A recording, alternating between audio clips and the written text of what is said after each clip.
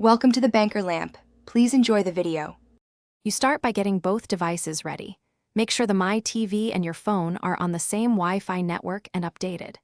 Once done, turn off VPNs and battery saver on the phone so services run without interruption.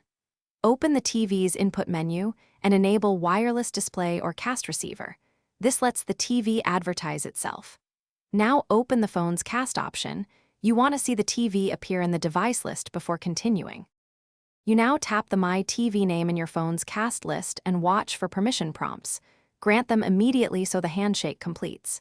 If a PIN appears on the TV, type it exactly on the phone. This authenticates the connection and prevents random devices from joining.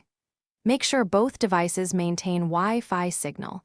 Once the stream initiates, monitor for frame drops. If the TV fails to accept, restart the TV cast service and try the pairing sequence again.